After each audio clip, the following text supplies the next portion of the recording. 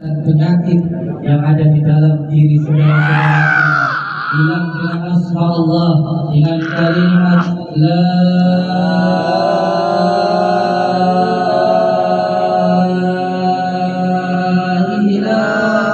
illallah, la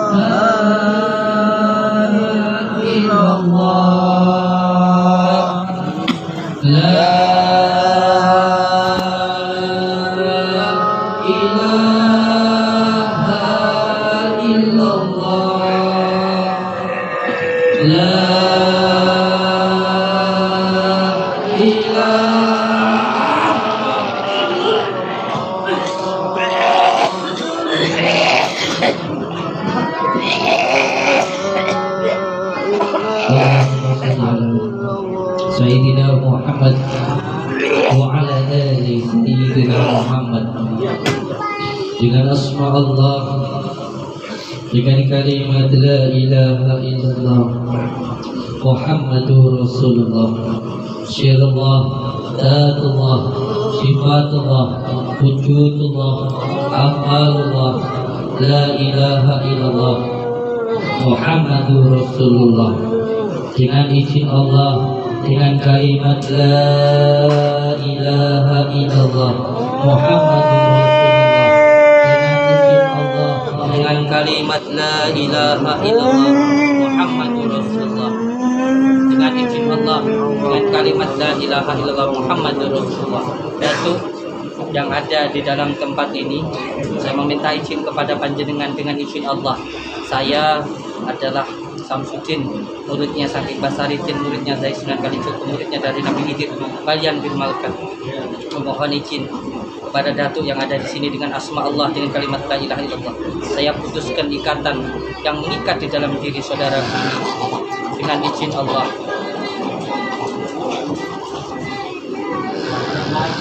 Ini bahasa jin. Ini bahasa jin.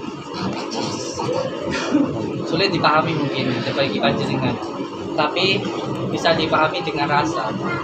Ikatan yang mengikat di dalam diri beliau ini disebut dengan taif atau taifun, penyakit yang mengikat di dalam tubuh beliau, mengganggu di dalam pikirannya, mengganggu di dalam kehidupannya, membentengi di dalam setiap kehidupan beliau. Jadi seperti orang berjalan kalau terhijab, tertutup, itu akan sulit dalam melakukan setiap kehidupan. Allahumma sholli ala sayyidina Muhammad. Dengan asma Allah, dengan kalimat la ilaha illallah. Pakai kamu bahasa kita dengan asma Allah, dengan kalimat la ilaha illallah. Bahasamu bahasa kita. Gunakan bahasa yang saya pahami. Bismillahirrahmanirrahim. Wa idza batastum jabarin, wa idza batastum jabarin, wa idza batastum jabarin. Tidak seharusnya kamu berada di dalam tubuh orang. Tempatmu bukan di sini. Tempatmu bukan berada di dalam tubuh orang ini. Demi Allah, demi Rasulullah, apabila kamu tetap berada di dalam tubuh orang ini, demi Allah, demi Rasulullah, saya siap mati untuk orang ini. Kalau kamu mengajak tarung dengan saya.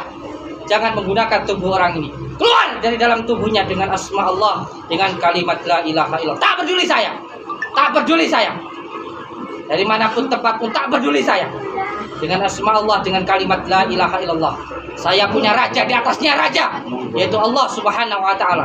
Tak peduli kamu dari raja manapun di tempat ini. Saya tantang semua raja jin yang ada di sini. Saya tantang untuk berhadapan dengan saya. Dengan asma Allah, dengan kalimat la ilaha illallah Muhammadur Rasulullah. Allahumma sholli wa sallim wa barik ala sayyidina Muhammadin nuril dzati wa sirri sarifi sairil asma'i wa sifati wa ala alihi wa sahbihi wa sallam. Amin.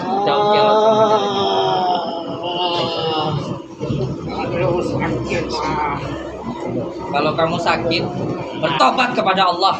Jangan bertempat tinggal di dalam tubuh orang. Ini bukan tempatmu. Tempatmu bukan berada di tempat ini. Demi Allah, demi Rasulullah, saya siap mati untuk orang ini. Apabila kamu mengganggu orang ini, musuh kamu adalah saya. Saya adalah Samsudin, muridnya dari Basaritin, muridnya dari Sunan Kalijogo, muridnya dari Nabi Khidir Bayan bil Malkan. Akan saya ikat kamu di lautan apabila kamu mengganggu orang ini.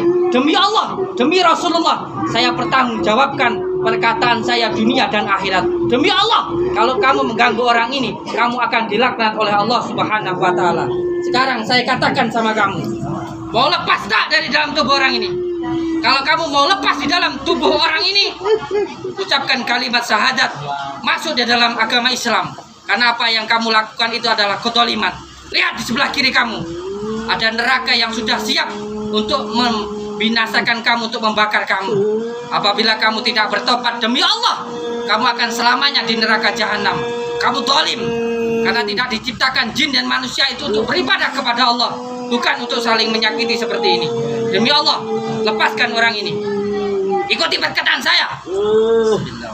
Asyhadu alla ilaha illallah wa asyhadu anna Muhammad Rasulullah. Allahu Akbar. Allahu Akbar. Allahu Akbar.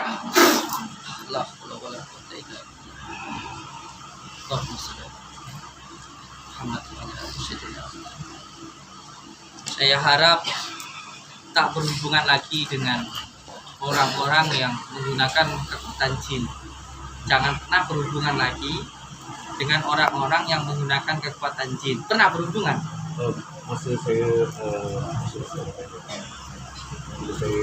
di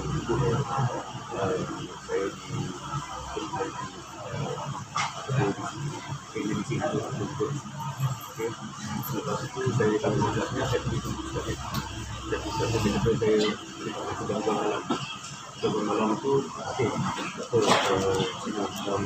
semua belajar ilmu ni daripada Persatuan Seni Silat Gayung Marifat tidak terpaksa menyebutkannya juga. Jadi semua orang berfikir orang negatif dan di dalam sangat tambah kuat malam tu tak belajar silat boleh bersilat juga. Itu saya tidak tahu tapi di yang lain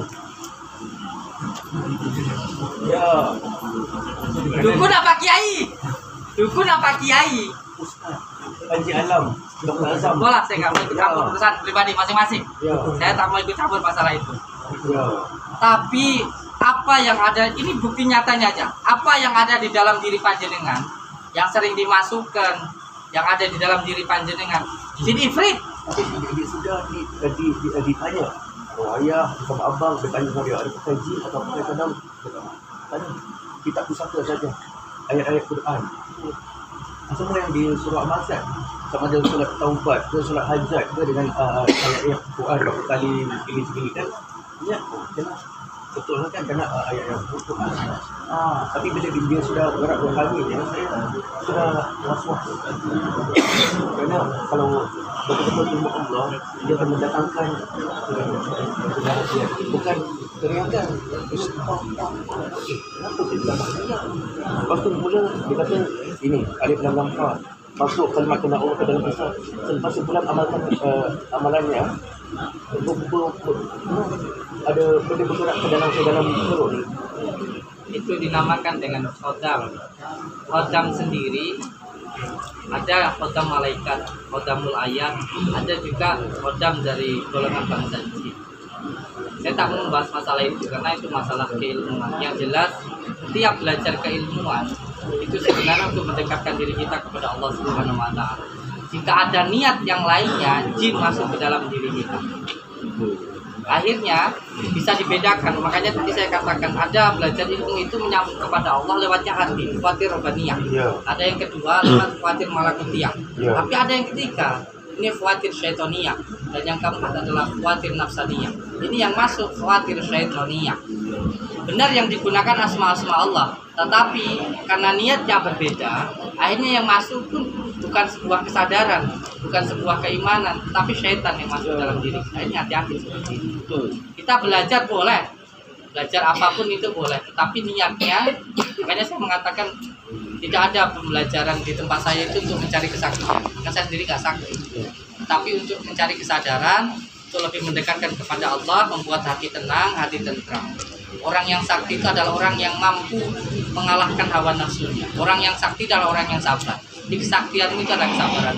Banyak pelajaran-pelajaran seperti itu memang banyak. Tetapi yang paling penting sebenarnya adalah fondasinya dulu, sholawatnya dulu. Memang diajarkan dalam pesantren-pesantren kita pun juga ada pelajaran silat, jadid dan lain sebagainya ada. Tapi itu hanya bonus saja.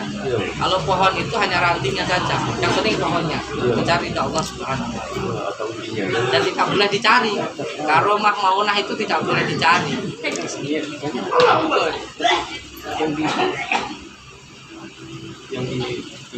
Sabar dengan izin Allah, dengan kalimat la ilaha illallah nanti cukup diamalkan istighfar, sholawat, ya latif, istighfar, sholawat, ya latif. Insya Allah nanti apa yang mengikat ini, karena saya pengen nanti 3 kali, masih ada yang di pundak, masih ada. Tadi baru 1 udah marah lah, udah marah. Apa yang kita kan betul ya, udah marah masuk udah marah terus gampang merasakan hal-hal yang gaib, karena orang mampu melihat jin itu ada 2. 1, karena jin itu ada di dalam diri kita seperti beliau, walaupun tak melihat tapi merasakan. Yang kedua, mampu merasakan jin itu seperti beningnya kaca atau kolam. Ketika hati itu bening, maka akan memantulkan apa yang ada di depan. Yang kedua, karena kotoran itu ada di dalam. Yang masalah seperti ini, yang ketika kotorannya ada di dalam, masalah lagi. Kita mau bersihkan, tapi malah dimasukkan. Mau dibilang seperti itu. Allah yang sabar, dijaga hatinya, jangan mudah marah. Bagaimana supaya tidak marah? Hatinya harus senang. Bagaimana supaya senang? Harus syukur. Bagaimana supaya syukur? Harus ingat. Bagaimana supaya ingat zikir? Zikir jangan mengharapkan apapun. Zikir itu ada 3, zikir asma, zikir sifat, zikir zat. Panjenengan itu zikirnya asma. Jadi kalau orang mendekat kepada Allah itu karena ini dan itu. Belum walaupun panjenengan tidak mengharapkan, tapi diajarkan untuk minta ini dan itu. Karomahan, silat hadiran itu tanpa belajar saya bisa besok aja. Tapi seperti itu nggak penting. Itu namanya hadiran. Nah, zikir yang beliau amalkan ini adalah zikir asma, disebut dengan ta'abbud. Nanti zikir sifat disebut dengan taqarrub. Yang ketiga zikir zat. Jadi orang zikir itu, yang zikir zat itu zikir tidak meminta apa-apa kecuali untuk menerima apapun yang Allah berikan. Ini namanya zikir zat. Jalin zat namanya. Banyak dulu selawat saya namanya pada bukan saya dulu zat saja. Nah, zikir yang tidak meminta apa-apa ini yang harus dilakukan. Zikirnya itu untuk mencari Allah, bukan untuk ini untuk itu. Tapi diajarkan untuk itu. Nah, itu yang jadi masalah. Bertentangan dengan hati kita. Nah, makanya seharusnya orang zikir itu hatinya jadi lebih tenang, hatinya lebih tenang. Kalau orang zikir tapi senang marah, pasti ada masalah. Ada masalah. Jadi untuk membedakan khawatir robaniyah dan khawatir setoniyah cuma 1. Yang khawatir robaniyah semakin merasakan nikmatnya taat. Kalau khawatir setoniyah tidak bisa merasakan nikmatnya taat. Cuman itu perbedaannya. Jadi orang mengamalkan amalan itu cuma itu. Apakah dia lebih suka taat atau lebih suka maksiat? Karena kalau dia itu taat, bisa merasakan nikmatnya taat, dia tidak akan melakukan maksiat. Tapi kebalikannya nanti. Ya betul. Memang dia itu tenaganya diberikan atas mana? Nafsunya Sakral. Allahumma shalli ala Muhammad. Sabar gitu. Ikhlas nanti ikut ruqyah. Iya, sebentar.